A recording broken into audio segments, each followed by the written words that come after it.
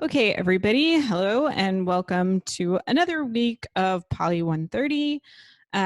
Welcome back from our extended spring break. So today we're going to be transitioning away from the topic that we've been talking about for a while.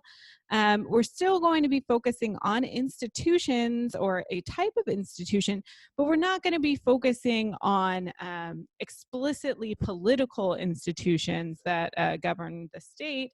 Rather, we're going to be focusing on civil society and social capital, which is a form of an institution, but that relates to the social aspect of the world rather than necessarily the political one. But before we get into that topic, I've got a couple housekeeping issues that we need to go through.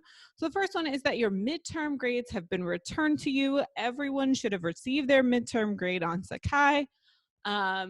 By yesterday, for sure.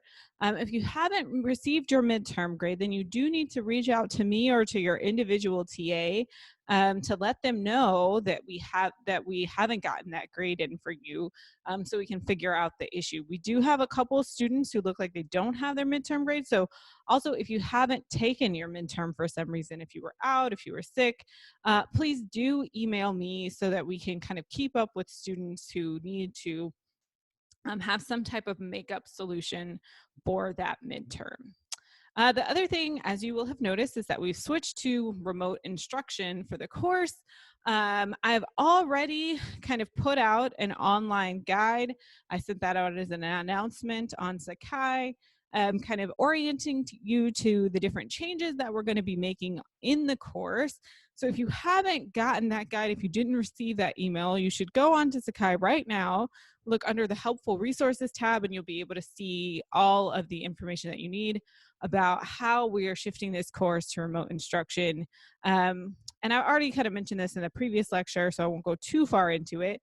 There are a couple of resources that you might want to bookmark or keep track of as we move through the course. So the first one is the course YouTube channel. So all of the lectures are going to be posted on Sakai as I can, but since they'll be pretty big, they'll also be posted on YouTube. So you may want to bookmark this link because that is where you'll be able to find all of the lectures for this course moving forward. And also there will be a Slack page that is available for us to have more informal communication about the course. So a way for you to ask questions about topics that you don't understand, to give us feedback on how we're managing the course in the online format, or any difficulties you may be having in adapting to the online format. All of that is available via the Slack. So you'll want to bookmark this link, the poly130.slack.com link, so that you can keep up with the conversation surrounding the course. So, okay, so like I said, today we're going to get into a new topic. And as it always is the case when we get into new topics, we start off with kind of the definitional questions. So, our guiding questions for today are going to be: one, what is civil society? Two, why is it important? Why should we be studying it all? Why am I making you learn it? How do we measure it, right? How would we compare among the civil societies that exist in either different countries or different regions? And why does any variation exist? Why are some civil societies strong while others are not? And then finally, what relationship might there be between civil society and democracy? As you will come to know in just a little bit, one of the reasons why we study civil society is because it's thought to be kind of a school for democracy, a place where people can learn democratic habits, kind of get their first practice into the democratic process, either by electing leaders or by, participating in organizing drives, etc. And so we really want to see if that micro level relationship between civil society and democracy really aggregates up to the macro level, such that we can see a generalized correlation between the strength of civil society and the level of democracy in any given place.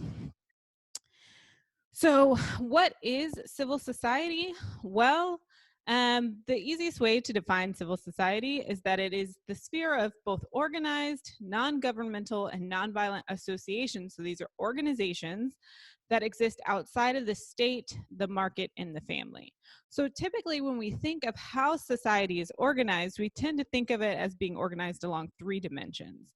On the one hand, you have the state, which governs basically all of our political life, includes things like political parties, bureaucracies, etc.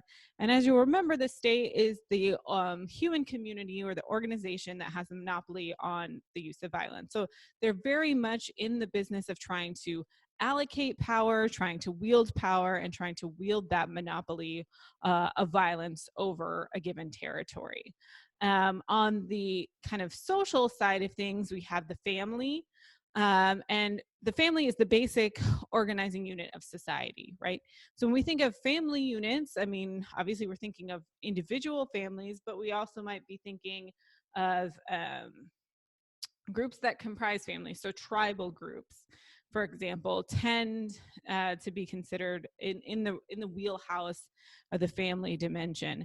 And then on the economic side, the basic institution that we believe governs economic life is the market, right? And so when we think of organizations within the market, we think of jobs, we think of corporations, things like this. Well, civil society kind of, in a sense, touches all of these areas, but is kind of autonomous from them in certain ways. So civil society, unlike organizations of the state, is not trying to actually wield power, right? It may very well have something to do with politics. So for example, an NGO can very much so be political. There are NGOs that try to do political organizing, getting people out to vote, that try to do various lobbying for different causes. And so these NGOs are kind of related to statecraft, but they're not trying to actually wield power in the way that a political party is. And that is why they're considered a civil society organization and not an organization of the state. If we look at the familial dimension, we can think of an organization like, for example, the PTA. Right? The PTA clearly has something to do with the family. It's a parent and teachers association, but it is not actually very highly related to the family unit, right? It's not circumscribed within the family unit entirely. And so it has to do with how families are managed in relation with the education system, but it is not a gathering, for example, of a person and his or her family members. And then on the market side, like I said, corporations might be considered a market organization. So that would not be a civil society organization, but kind of the civil society corollary of that would be unions, right? Unions are civic organizations, so they're not actually managing anything within the market, but they do relate to professions, right? And they engage in processes of negotiation with corporations, et cetera. So we can kind of come up with a pretty extensive list of things that civil society groups are.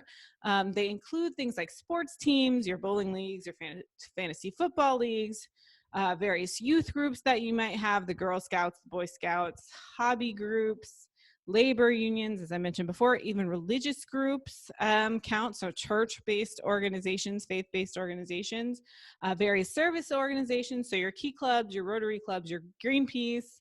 And the list really is exhaustive. But remember that the things that they can't do is they cannot be directly involved in the market. They cannot be directly involved in the management of the family, and they cannot be directly involved in statecraft or trying to wield political power. So that means that civil society groups cannot be things like government organizations, so organizations of the bureaucracy, such as the EPA, the CIA. They can't be political parties because, again, the goal of a political party is to actually wield power within the state. It can't be businesses, not professional sports teams, because those would actually count as market organizations. And remember that they can't be violent organizations. So kind of by definition, all terrorist groups, any group that makes as a part of its purpose the use of violence, is excluded from this. And then the list can kind of also go on a bit ad nauseum. So why is it important for us to study? Well, I kind of gave away the lead a little bit earlier, but there are actually several different reasons why we tend to think civil society is an important subject to focus on. So, one of the first reasons is that civil society groups help individual citizens to kind of aggregate their interests and communicate those to the state. So, for example, if we think of an organization like the NAACP, that is clearly an advocacy organization for people of color, for minorities, right? And serves as a way for individual minority citizens to basically collectively act together, right? Gather together, come up with a list of an agenda, and to kind of translate that agenda to relevant political entities. So whether the NAACP is, meeting with the Congressional Black Caucus or various political candidates in order to get some of their items placed into some of their agenda items placed into law, whether they are working with lawyers to submit various pieces of legislation or bring court cases like Brown v. Board of Education to the judiciary system. They are helping individual citizens kind of come together in a collective fashion in order to transmit their interests and their preferences to the state. Another way that civil society is considered pretty important for politics is that it helps to serve as a kind of monitor to the state, right? It checks state behavior, and it can help to maintain a balance of power. So we can think of various types of kind of watchdog organizations as ones that check the state. So groups like PETA, for example, may serve as a watchdog to any abuses that we see against animal organizations. So they could check the state if the state is exercising unruly behavior or kind of anti-citizen behavior in that respect. This usually happens, this function is usually more prevalent in autocratic countries. So often you see civil society organizations playing an outsized role in checking the behavior of the state in places where politics is more repressed. But that way they kind of maintain a balance of power. So one of the salient examples from my own work is that there's a labor union in Tunisia called the UGTT, and what it actively did throughout its history is when the government would be too repressive against other groups, they would threaten to strike. And so that threat to engage in strike behavior was enough to, at times, push the state to act very differently, right? To repress less, and eventually in 2011 to democratize. And then finally, as I mentioned before, these organizations can serve as a school of democracy in the sense that they socialize citizens to engage in civic behavior that is good for, that we often think can translate very easily into democracy.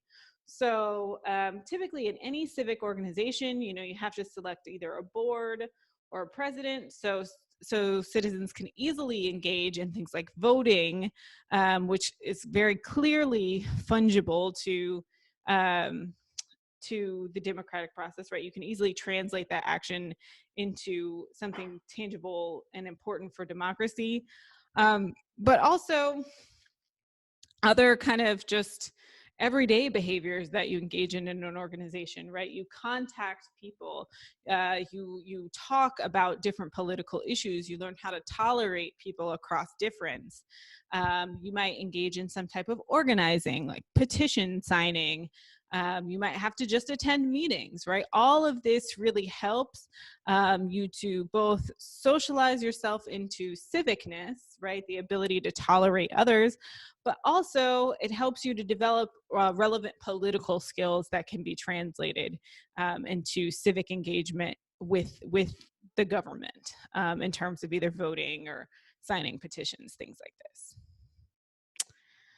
So that kind of gets us to a question of how we might measure this. And again, as I stress in all of kind of our topics, measurement is really important because what we're trying to do in comparative politics is to assess variation between cases, right? And without a consistent measure, you can't really compare cases very well. So one of the big measures that we have um, tries to divide civil society along four different dimensions. So, one, they try to focus on the structure. So, how is civil society structured? Is it hierarchical so that, there's kind of a pyramidal organization in which we have like the president at the top and then maybe a board of directors and then maybe kind of a middle cadre that organizes and then everybody else? Or is it more democratically organized, right? Where everybody can participate in the organization and they do so on relatively even terms. What is the environment under which civil society exists? Is it an open political environment where there can be tons of groups and they're allowed to freely organize? Or is it a very limited environment, right? A very repressive environment? What does the cultural aspect look like? Or is there a particular, like, perhaps religious divide that affects organizations? Are there economic conditions? Is it a poor country? And how might that affect the environment in which organizations exist?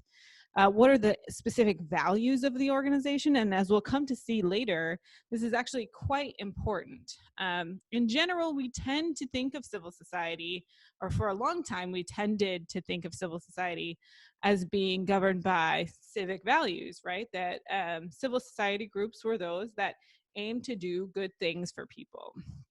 But that is not necessarily the case, right? Civil society groups can be oriented towards illiberal ends as well as liberal ends. We'll see that a little bit later. And so we need to, as we're assessing the strength of civil society and what we think the benefits of it are going to be, we need to look at its value orientation. And then finally, we need to look at the impact that civil society has, both on people's individual lives and particularly in society as a whole. So, are civil society groups regularly in contact with the state, right? Regularly in communication with political representatives such that they can help to influence policy or decisions? Or are they more limited groups, like, for example, a soccer club that shouldn't really have that much of an impact on society as a whole?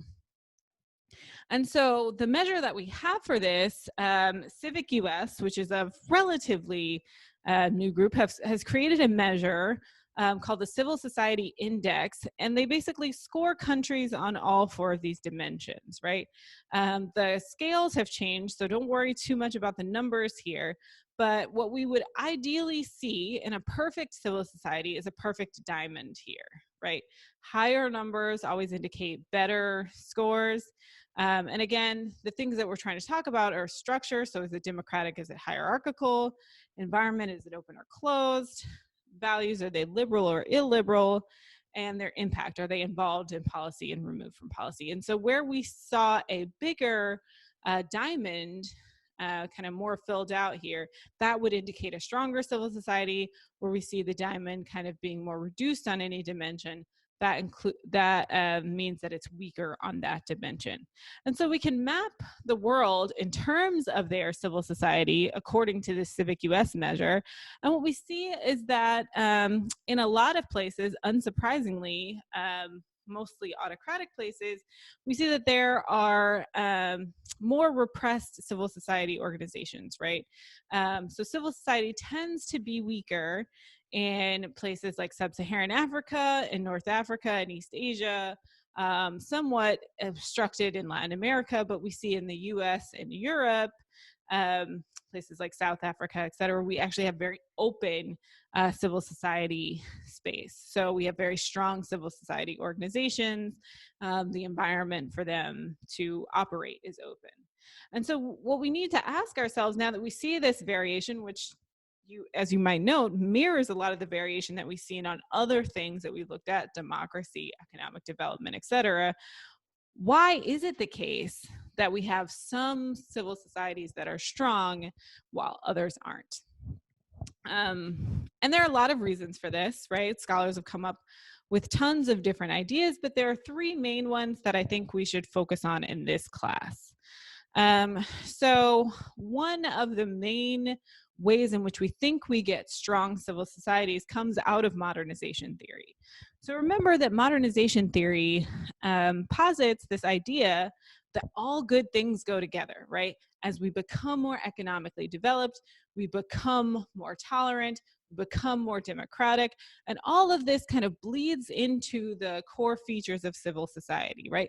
As we become more as we move into cities, we interact with more people, we begin to organize with more people and collectively gather with them. So that's kind of the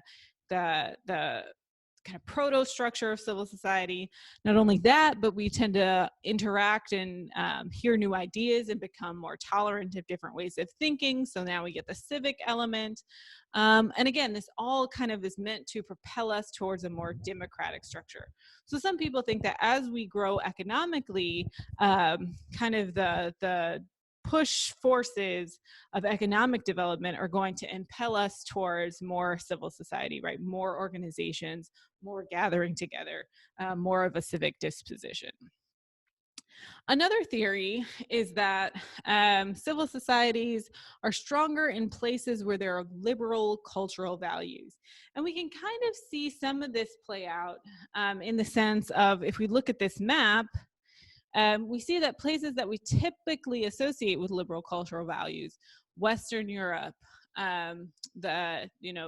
most of North America, Australia, etc., tend to be the places that have stronger civil societies. So some people, kind of in a Weberian way, tend to think that as we develop liberal cultural values, we tend to develop more civic spirit, kind of akin to your spirit of capitalism.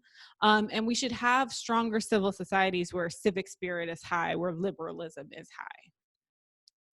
And then finally, there are institutional theories. So, and this really looks at the relationship between civil society and the state, kind of understanding that where the state tries to actively restrict civil society, where it creates a set of institutions, rules, or laws that make it harder for people to organize, or more difficult to organize, then we're going to get weaker civil societies.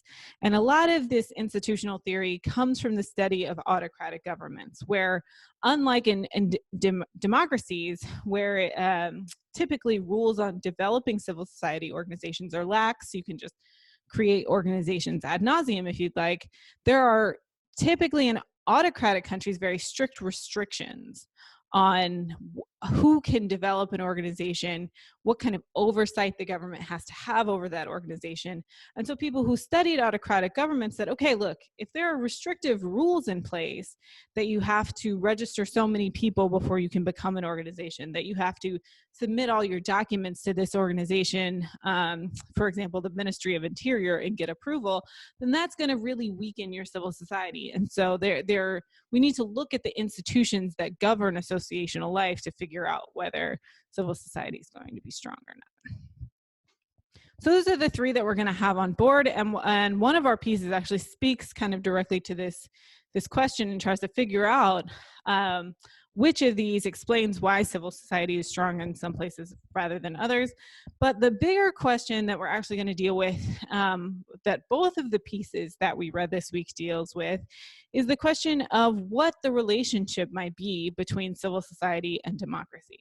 Now, remember that I said that one of the main reasons why we study this is because people think that there is a relationship between the two, that these are schools of democracy, and so they create kind of the foundations for democracy on the micro level, and so we could assume that that will aggregate upward to the macro level, right? So if a civil society organization promotes kind of democratic behavior, then we should expect that places where there are more civil society organizations like that, they will produce more democratic outcomes. They will improve the quality of democracy.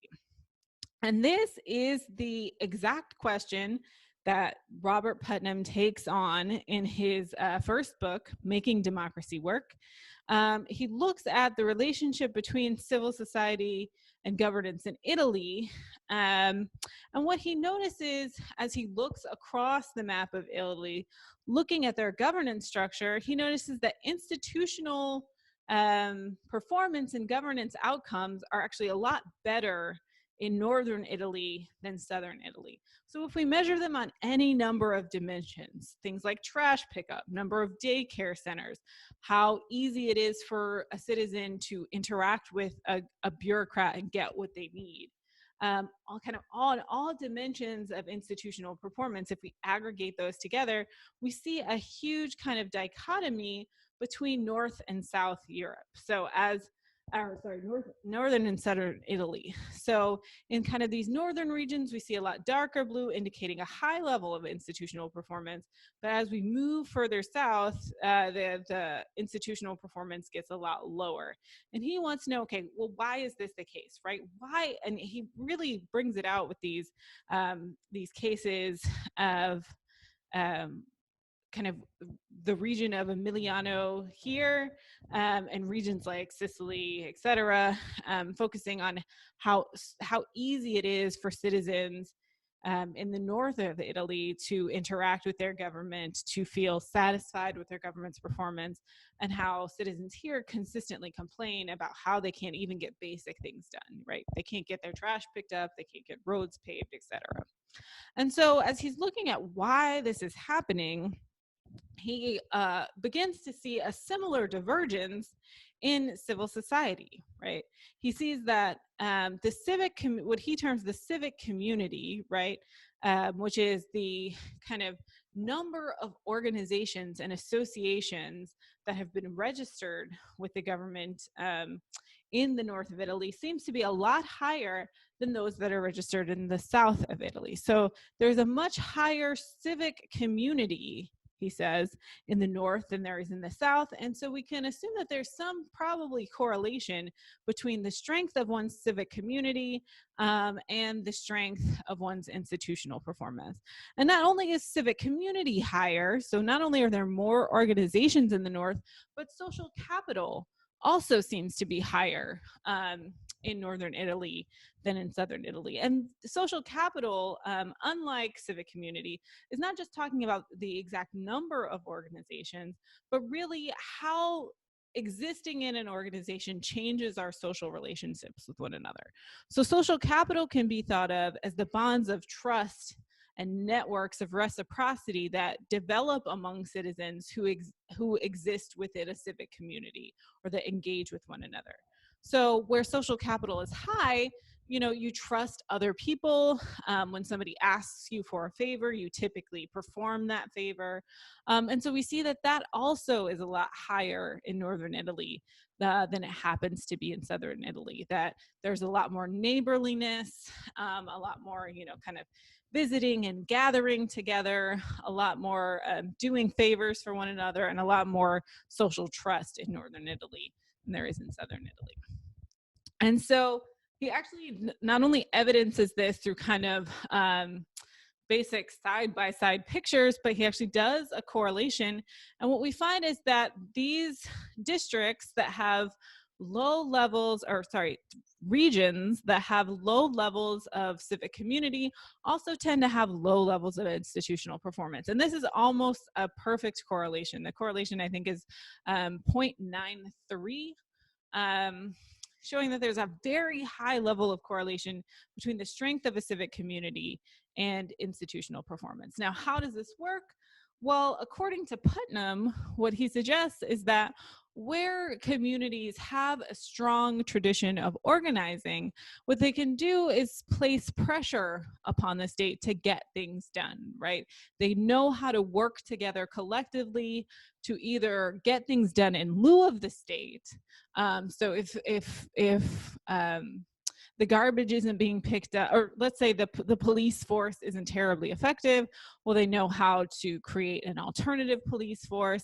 and perhaps then the state adopts that model to create an effective police force, or they know how to lobby the state, right? Put pressure upon the state and engage in the types of collective action that will make the government more accountable to its citizens.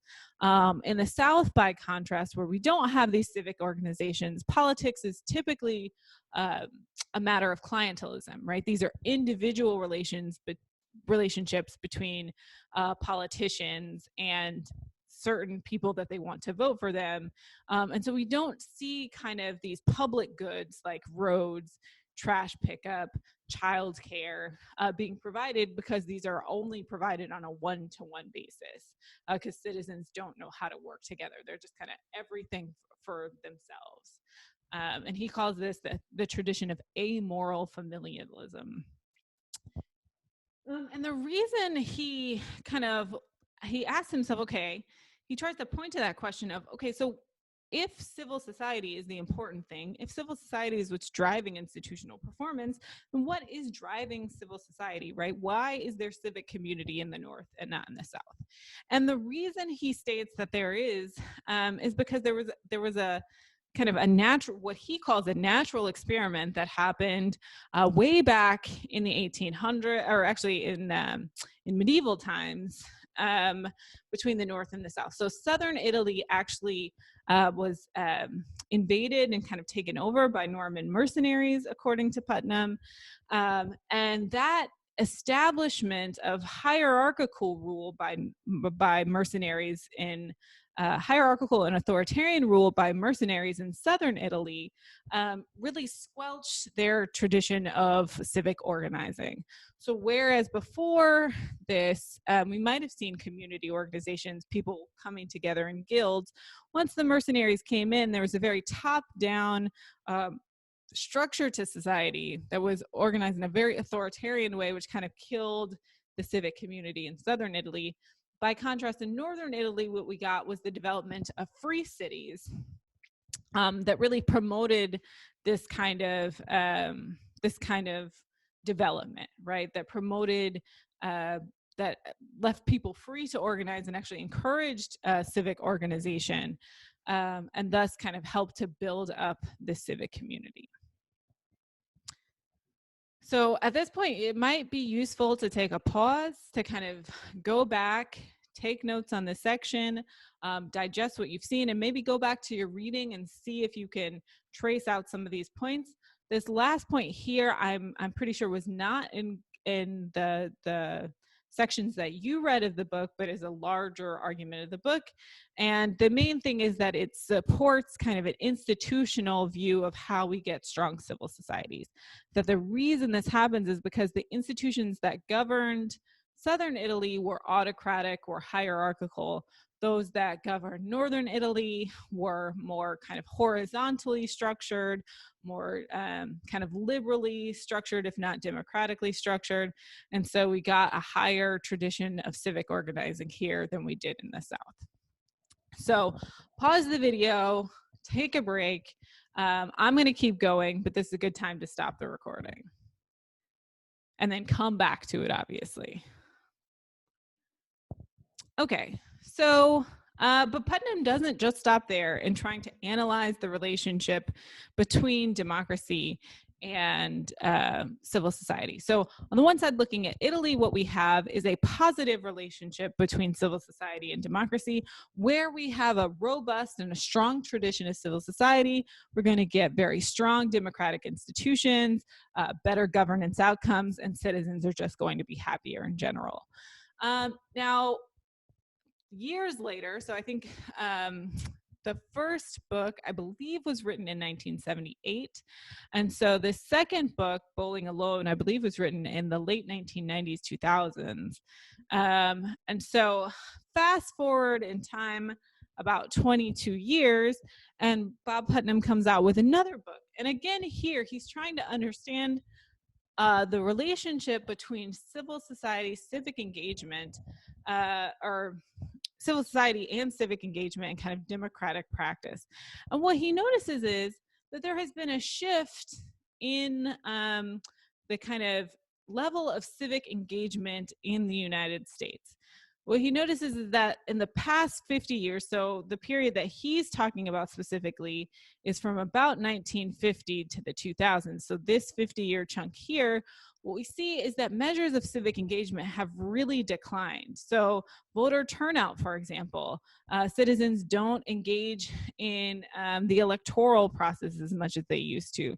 Citizens don't seem to be engaging in as many organizations as they used to, not petitioning as much as they used to. Another thing that he noticed, and so he wants to know kind of, another thing that he noticed is that, again, people are not engaging with one another as much as they used to, right? So whereas before you would see this bowling alley kind of filled with groups of people, bowling teams or bowling leagues that bowl together, right now people are bowling alone. So why are these measures of kind of engaging with the civic system declining? Well, the reason he says is that people actually have less social capital than they did before. So if we look at people that were in general born around 1950 who engaged in politics or engaged with the world in the 1950s, those people that are 65 or over, they are people who trust in others a lot. They have high levels of social trust. So high levels of, like I said, social capital is networks of trust, networks of reciprocity. And we see that older generations tend to have those things at pretty high levels, right?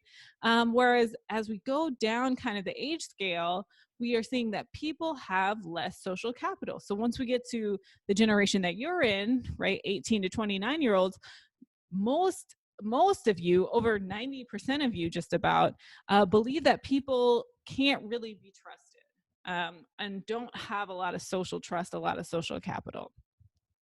And so he sees a very high correlation between the lack of civic engagement that we have and the lack of social capital that we have. And again, he pushes the question a little bit further to ask, okay, so what has happened to American social capital? Why is it the case that all the people born around 1950 are able to trust their neighbors, to trust others, maybe engage in social relations, while these kind of young people don't have that same level of trust?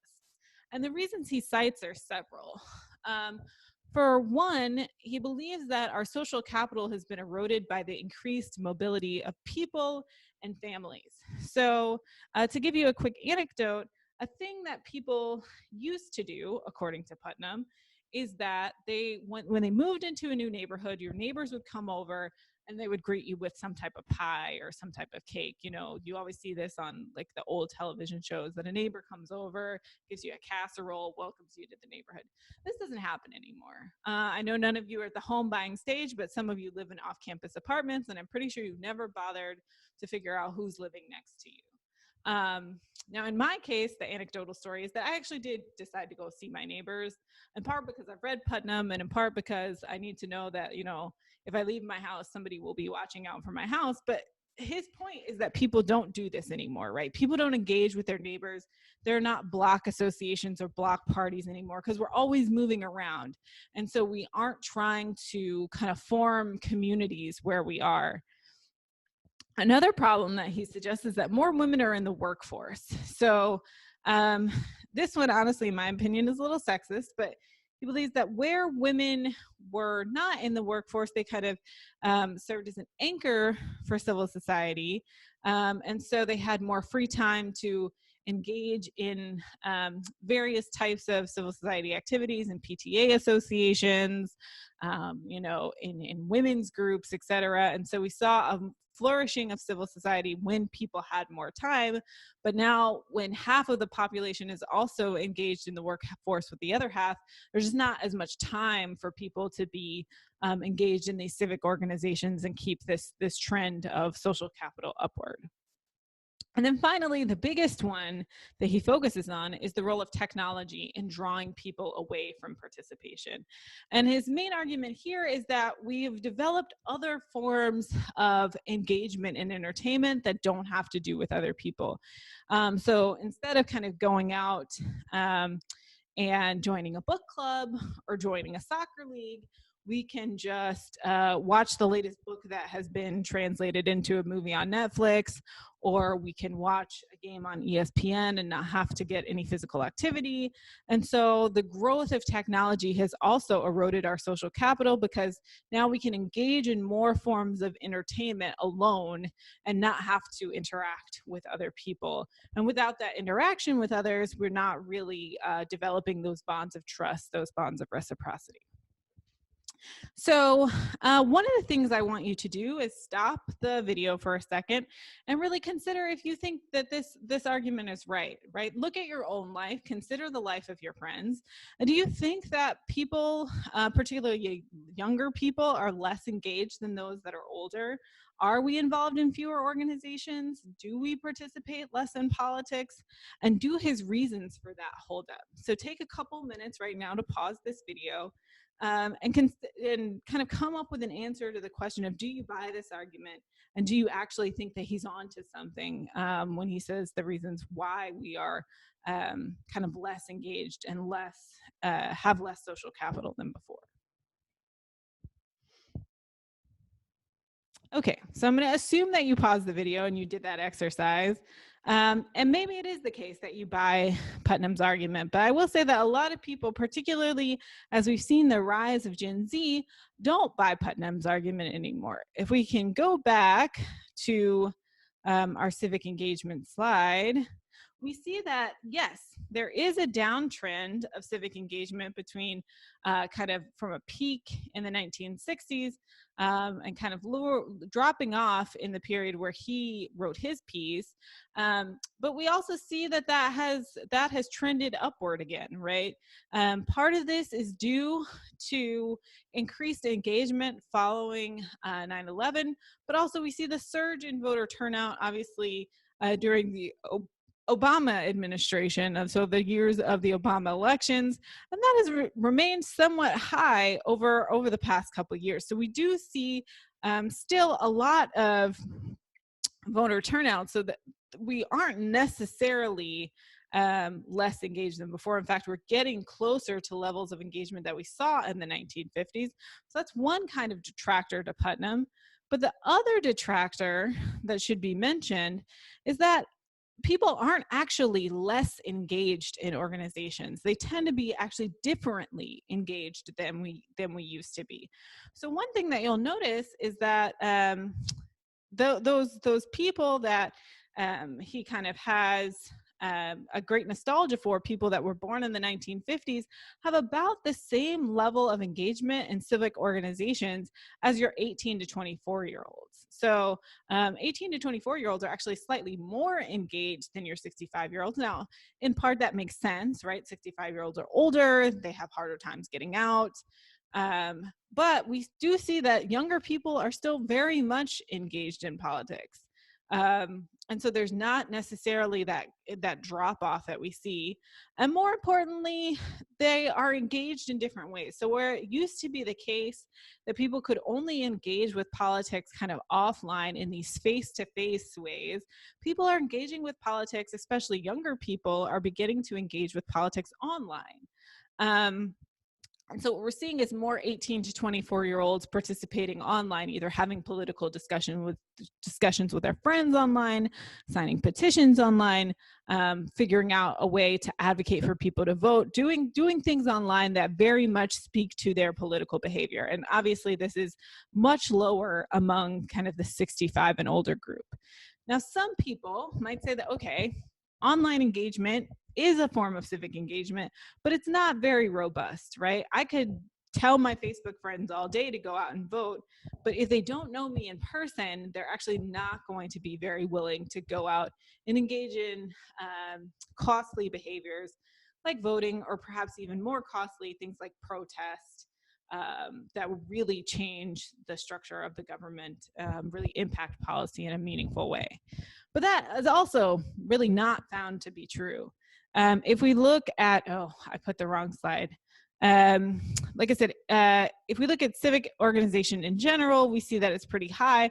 But even if we looked at offline organization, And I'll update the slides to put the right one. But even if we looked at offline organization, we see that there's a very high level, almost in fact, an equivalent level of offline organization between our 18 to 24-year-olds and our oldest population. So one of the major problems with Putnam is that he hasn't considered how technologies, not television necessarily, but the internet in particular, would allow people more flexible forms of engagement and actually possibly ramp up engagement among those that are technologically savvy.